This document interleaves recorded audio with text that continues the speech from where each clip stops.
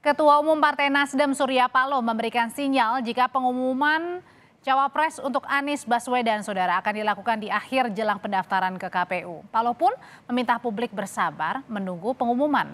Nama pendamping Anies Baswedan di Pilpres 2024 akan diumumkan jelang pendaftaran di KPU. Menurut Surya Paloh, hal ini dilakukan agar mencapai hasil yang optimal di Pilpres. Paloh juga pastikan koalisi perubahan masih solid meski hingga kini bakal cawapres Anies belum diumumkan.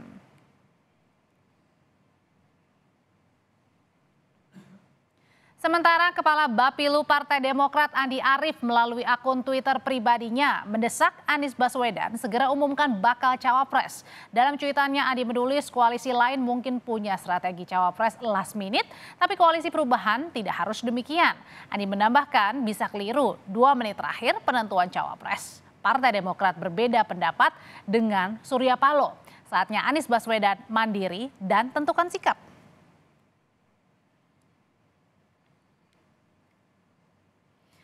Saudara, di saat Anies Baswedan dan AHY kerap muncul bersama saat safari politik, Partai Demokrat justru melontarkan pernyataan menolak pengumuman bakal cawapres di saat-saat akhir jelang pendaftaran atau last minute. Jadi bagaimana sebenarnya strategi pengumuman cawapres yang akan dipilih koalisi pengusung Anies Baswedan? Sore ini kita bahas bersama dengan Herzaki Mahendra, Kepala Badan Komunikasi Strategis DPP Partai Demokrat. Ada juga Yunarto Wijaya, Direktur Eksekutif Carta Politika. Dan akan segera bergabung Willy Aditya, Ketua DPP Partai Nasdem. Sore Bapak-Bapak. Sore. Ya, selamat sore. Selamat sore. Selamat sore. Jadi Bang Zaki, kenapa sih Partai Demokrat ini nggak setuju pengumuman bacawa pres last minute? Pertama, ini kami bicaranya dalam konteks tidak pas ini judulnya. Bukan tolak umumkan, enggak. Tidak begitu gitu. Ya. Kalau dari kami tetap konteksnya itu kita saling menghormati ya. Konteksnya kita saling menghormati, satu sama lain punya pandangan. Inilah perbedaan koalisi perubahan dengan yang lain. Kalau yang lain beda-beda pandangan kayaknya nggak boleh gitu. Terus dipanggil gitu. Kalau kami enggak. Kami ini bertiga sama-sama ingin Mas Anies menang ya. Kita punya pengalaman masing-masing, punya cara pandang masing-masing, punya perhitungan masing-masing juga gitu. Nah, itulah yang kemudian kita sampaikan, kita komunikasikan kepada Mas Anies. Coba tadi dicermati kata-kata Bang Andi Arief tadi itu bukan kemudian misalnya menolak gitu, tapi lebih kepada dalam konteks bahwa kita kalau mau menang itu menurut pandangan Demokrat ya, kita harus mengumumkan selambat-lambatnya 6 bulan. Kenapa hal itu harus diumumkan selambat-lambatnya 6 bulan bukannya last minute, Bang Zaki? Begini, ada perbedaan yang sangat signifikan antara koalisi perubahan dengan koalisi-koalisi lain ya. Kalau koalisi yang akan melanjutkan program Pak Joko Widodo sederhana aja. Kalau bicara ya apa programnya Pak? Ya melanjutkan Pak Jokowi, selesai gitu. Nggak ada ide, nggak ada gagasan. Kan begitu. Nggak ada konsep baru gitu. Tapi kalau perubahan ini punya konsep baru, gagasan baru ya. Mana yang diubah? Sampai kemudian mohon maaf nih ya, adalah kemudian yang nggak suka dengan perubahan ya kan, kemudian menyampaikan bahwa nanti mengubah dasar negara. Kan lucu gitu. Ya kan, padahal bukan itu yang dimaksud. Lalu kemudian katanya bumi hangus, nanti semua program Pak Joko Widodo kemudian akan dibatalkan. Tidak begitu gitu. Nah, inilah kemudian salah satu contoh, Pak. Salah satu contoh mengapa koalisi perubahan ini perlu lebih awal, lebih cepat dalam konteks mengumumkan cawapres. Karena apa? Banyak kerja-kerja yang masih kami lakukan di lapangan untuk memastikan bahwa publik itu benar-benar memahami perubahan dan perbaikan itu seperti apa. Itu satu hal. Yang kedua, dalam konteks kita masih ingat, ini Indonesia bukan Jakarta. Oke, kalau kita bicara mengenai kalau 6 bulan, Bang Zaki, kalau 6 bulan itu berarti di mana dong? Pastinya kan kalau bentar lagi kan jelang pendaftaran nih. Iya, kalau 6 bulan kan bagi kami ya konteksnya itu Agustus. Kenapa 6 bulan? Perhitungannya berdasarkan negara-negara maju, Mbak. Yang kita cermati rata-rata selambat-lambatnya itu 6 bulan mengumumkan. Kemudian kita juga berhitung bagaimana luas wilayah Indonesia. Kenapa tadi kami sampaikan bahwa Jakarta beda dengan Indonesia. Indonesia bukan Jakarta. Kenapa? Jakarta Mbak hari ini Mbak ngomong ke saya. Bisa yang di Kemanggisan, bisa yang di Pesanggerahan, Kebonjeruk, atau misalnya yang di Cilincing. Itu bisa langsung bisa tahu gitu loh. Bisa dengar, bisa mengerti, bisa sampai pesannya. Tapi saya kemarin baru dari Ketapang, Mbak. Ketapang itu 1 jam perjalanan dari Pontianak, ya. Kalau Mbak geser dikit 1 jam aja dari Pontianak, daerah Kuburaya, bisa itu sinyal bisa hilang, Mbak. Dan ada yang nggak ada, bukan hanya nggak punya wifi, tapi telepon pun tidak bisa gitu. Jadi maksud kami, kita butuh waktu untuk sosialisasi. Dan yang masih diingat, Mbak, masih diingat, cawapres bukan pelengkap. Ya, memang Mas Anies adalah superstar sebagai capres. Tapi cawapres bukan pelengkap. Mengapa? Bagi koalisi Oke. perubahan, menurut kami ya Demokrat ya, Tahan dulu karena sampai Mas di sana Anies Bang ini Zaky, karena di sini sudah ada terakhir, ketua terakhir, Dep terakhir, terakhir, Oke oke, terakhir silakan. maksud saya, ya yang kami ingin sampaikan adalah eh, Mas Anies ini saat ini posisinya tidak teratas, gitu, ya sehingga bagi kami perlu ada percepatan. Tapi ini kan namanya usulan. Hmm, Keputusan tetap di capres sesuai dengan kesepakatan kami di oke. koalisi perubahan. Ada piagam perubahan, ya Oke, cawapres di Mas baik. Anies pengumuman tidak lama setelah disampaikan ini, diserahkan Nah, di piagam. Itu kalau dari aja. Partai Demokrat Gitu. inginnya di bulan Agustus ini bagaimana dengan Partai Nasdem? Mau tetap bulan Agustus Bukan. atau last minute? Kita tanyakan ya ke Ketua DPP. Tadi usulan ya Bang Zaky ya. Kita akan tanyakan usulan ini kepada Partai Nasdem dengan Bang Willy. Bang Willy sore. Audrey. Bang Willy, kalau tadi dari Partai Demokrat nih Bang Zaky usulannya secepat mungkin. Setidak-tidaknya Agustus jangan last minute. Dari Nasdem masih tetap last minute. Kalau cepat itu ada yang dikejar, lambat berarti ada yang ditunggu. Ya, kita dinamis saja. Anies kan capres pertama yang dideklar ya. Itu yang pertama. Bahwasanya cawapres itu penting, ya penting. Tapi salah menentukan cawapres jadi blunder. Ya. Nah tentu untuk hal ini ya ini sebenarnya masalah rumah tangga koalisi perubahan aja. Cuma karena Kompas ini diangkat ke publik, ini jadi rahasia umum jadinya. Ampun kita. Ya Oke. ini bisa kita selesaikan setengah kamar lah ya. Gitu. Oke, tapi kalau misalnya dari Nasdem sendiri sebenarnya butuh cepat nggak sih pengumuman bacawa pres ini? Bagi Nasdem satu hal yang dinamis saja. Yang penting dua hal ya. Kita butuh elemen of surprise dan butuh timing momentum yang pas ya. Kapan kita akan mengumumkan itu ya. Artinya timingnya itu melihat kubu lawannya dulu gitu ya? Umumin Ya, baru last minute? Bukan. Kita tentu kan tidak boleh bunuh diri atau blunder. Ya. Kita harus melihat ini tokoh sebelah aja belum jelas, ya. Belum masih adem ayem ya. Terus kita mau langsung begitu kita deklarasi kalau pasangan calon secara langsung itu langsung ke kunci mati kan gitu. Kadang-kadang kan Anies ini kan anak soleh. Kalau anak soleh rezekinya banyak aja gitu ya. Nah tentu ruang-ruang negosiasi masih harus kita buka. Ya. Ruang-ruang itu yang jangan belum apa-apa udah kita tutup. Tapi sekali lagi kita mau cepat, mau lambat gitu ya, mau itu suatu hal yang ya kita putuskan nanti bersama-sama. Ya. Ini kan satu pun tidak bisa berangkat kalau tidak bertiga. Jadi ini Audrey ini yang ini kadang-kadang lempar molotov ke kita nih. Enggak dong Kak, enggak dong Bang. Kan ini kita konfirmasi nih karena ada sama-sama tadi saling usulan juga dari Demokrat. Oke kalau gitu saya ke Mas Oto deh. Mas Oto sebenarnya kegelisahan apa sih yang dibaca dari koalisi pengusung Mas Anies Baswedan ini dengan beda pengumuman tenggat waktunya? Ya pertama sih saya pikir bukan Kompas lah yang lempar bom molotov ya. Karena kan memang ada tweetnya Mas Andi Arief yang membuat Kompas kemudian membawa tema ini. Dan memang kalau kita lihat di sini masing-masing punya argumentasi yang berbeda. Pertama, tadi kan sudah dijelaskan sama Herzaki ya, terkait dengan dibutuhkannya waktu lebih lama, ketika ini adalah koalisi perubahan, lebih banyak berbicara ide, Indonesia yang juga sangat besar. Walaupun catatan kritisnya sebenarnya adalah kan harusnya capres dari 2 Oktober kemarin, 3 Oktober ketika Nasdem sudah mendeklarasikan Mas Anies harusnya memang sudah mulai berbicara banyak gagasan tanpa harus menunggu cawapresnya. Kenapa tidak lakukan itu dari sekarang? Konteks Mas Anies. Ya, untuk rasionalisasi yang tadi secara implisit disebutkan Mas Willy juga saya pikir ada hal rasional di situ. Ketika pertarungannya cenderung ketat, apalagi kemudian tadi Bang Herzaki sudah mengatakan Mas Anies itu ada di peringkat ketiga. Memang penentuan cawapres itu tidak boleh terlalu terburu-buru. analogi ini bermain kartu as itu harus disimpan di akhir gitu ya. Oke. Apalagi kalau kemudian lawannya ini cenderung ada dalam konteks pertarungan ketat atau bahkan lebih tinggi angkanya. Jadi masing-masing punya argumentasinya. Tapi yang menarik sebenarnya menurut saya kan adalah apakah masalah waktu ini adalah substansi yang sesungguhnya, atau jangan-jangan substansi yang sungguhnya berbeda adalah Demokrat menginginkan AHY, sementara Nasdem membuka ruang itu menjadi lebih luas. Jadi bukan masalah waktu, tapi masalah siapa gitu. Itu yang Oke. saya pikir bisa Jadi dijawab oleh alotnya Mas. di siapanya baca opresnya ya Mas Toto? Ada satu kata kunci loh kalau kita baca tweetnya Andi Arief ya. Kalau betul Kompas membahas ini berdasarkan tweet Mas Andi Arief. Terakhir itu kalimatnya adalah bisa keliru jika 2 menit terakhir penentuan cawapres. Partai Demokrat berbeda pendapat dengan Surya Paloh. Dalam hal ini jelas yang tadi dibahas.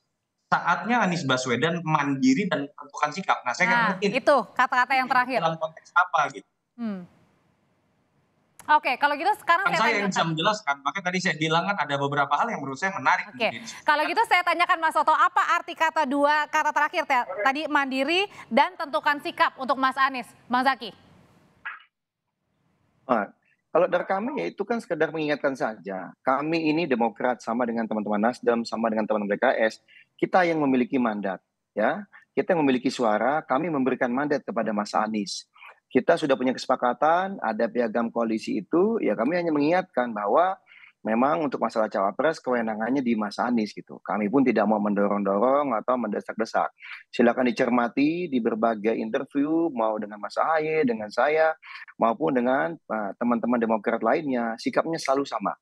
Cawapres ranahnya capres, karena ini sesuai dengan keputusan dan kesepakatan bersama 3 ketum parpol dari Koalisi Perubahan gitu. Nah, kalau kita bicara mengenai konteks saatnya mandiri, saatnya apa tadi Mas Toto? Satukan sikap. Saatnya independen. Ya, saatnya mandiri dan saatnya mandiri, independen dan tentukan sikap. Ya itu hal yang normatif saja menurut kami ya, mengingatkan saja bahwa beliau ini sebagai capres, beliau lah yang lead the way gitu. Karena kami ini sederhananya begini nih. Demokrat ini kalau bahasa Jawa ini sudah pasrah bongkoan nih kepada Mas Anies. Ya, dalam konteks tadi piagam perubahan memberikan mandat kepada Mas Anies sebagai baca pres. Lalu memberikan mandat kepada Mas Anies untuk menentukan siapa cawapresnya. Nah ini kan udah silakan Mas Anies itu. Nah itulah yang kami inginkan. Jangan sampai kemudian ya kita sudah memberikan mandatnya ada Demokrat, ada Nasdem, ada PKS. Tetapi justru Mas Aniesnya sendiri katakan tadi dalam mengambil keputusan tadi kan kita harapkan bisa benar-benar berani dan menentukan sikap gitu. Dalam konteks apa? Ya mohon maaf nih gitu. Mas Anies sudah sampaikan juga ada kriteria nol, sebenarnya bukan tambahan, tapi menegaskan. Ada berani dan tidak punya masalah, kan gitu. Tidak punya masalah hukum. Nah, di sini kan juga mau menegaskan bagaimana capresnya kami ini, Koalisi Perubahan ini capres yang berbeda dari capres-capres lain. Karena beliau ini bebas mengambil keputusan gitu loh. Ini yang kami inginkan. Kelebihan Anda itu. Jangan Anda jadi sama kayak, mohon maaf, baca pres dari koalisi lain. Nah, kalau berarti gitu bukan baca pres koalisi perubahan nanti, kan begitu. Kalau gitu sekarang saya tanyakan ke Bang Willy. Bang Willy sebenarnya kalau untuk menentukan baca pres pendamping Mas Anies ini harus ngintip dulu koalisi lain untuk deklarasi atau enggak? Ya maybe yes, maybe no. Ya kan kita sudah ada satu nama di kantong Mas Anies. Itu proses pengambil keputusan penting. Sekali lagi ini hal yang luar biasa yang tidak dimiliki oleh 2 capres yang lain ya. Bagaimana kerelaan dipimpin secara totalitas oleh 3 partai kepada Mas Anies itu sebuah praktik politik yang sangat progresif ya. Itu yang harus kita lihat ya. Cuma kadang-kadang kan ya kalau sekarang ibaratnya ini udah asar lah. Kita menunggu maghrib aja masa nggak bisa nahan. Tentu ini butuh kesabaran ya. Kadang-kadang kan blunder itu terjadi pada saat-saat injuritan seperti ini ya. Tentu kita butuh sama-sama cermat, sama-sama menjaga langkah kita ya. One for all for one. Itu spirit yang kolaboratif, kolektif yang selalu kita kedepankan di dalam koalisi perubahan. Ya, tentu tapi Bang Willy, bagaimanapun. Nah, kalau terakhir kan Mas Anies, Mas Ahaye mesra ya, beberapa kali terlihat ya, terakhir juga di Bandung, terus kemudian lihat kegiatan Polri begitu. Nah sebenarnya dari Nasdem sendiri masih tetap satu suara, misalnya kedekatan dengan Mas Ahaye dengan Mas Anies, atau ada calon lain? Siapapun itu kita serahkan pada Mas Anies ya. Itu yang kemudian menjadi komitmen awal dari Partai Nasdem, tidak berubah satu inci pun ya. Ya siapa yang diputuskan oleh Anies Baswedan itu akan kita dukung bersama-sama. Kita akan lari itu gunung dikejar itu. Jadi tinggal kita bicara tentang momentum dan elemen surprise-nya. Nah sembari kita juga melihat ini kan politik kita yang menjadi epicentrum dalam kontestasi Pilpres itu ya capres.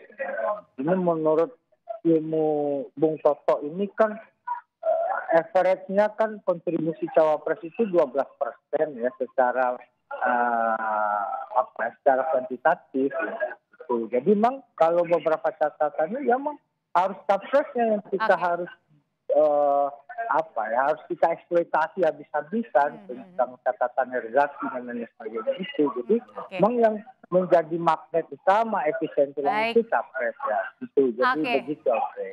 Oke, kalau gitu Mas Toto dari koalisi perubahannya Mas Anies Baswedan, PKS, Partai Demokrat, Partai Nasdem sudah ada nama Mas Ahaye. Tapi dua parpol lain ini siapa sih dari ketiga parpol ini siapa yang paling kemudian nama yang paling mungkin lah akan dipilih selain nama Mas Ahaye? Ya kalau bicara dari kader parpol memang hanya Mas Ahaye. Karena PKS tidak pernah sekeras Demokrat dalam konteks menyertakan kadernya ya untuk kemudian menjadi calon wakil. Posisi dari Ahaye juga kita tahu adalah ketua umumnya langsung. Karakter dari Partai Demokrat dalam konteks elektoral juga kita tahu sangat terpusat pada nama Yudhoyono gitu. Jadi sebenarnya ini kan sangat mudah dibaca ya. Ada perbedaan sikap ketika orientasi utama dari Demokrat adalah menempatkan nama Mas Ahaye ada dalam suara menjadi cawapres. Sementara mungkin PKS atau Nasdem berpikir mengenai hal yang lebih luas.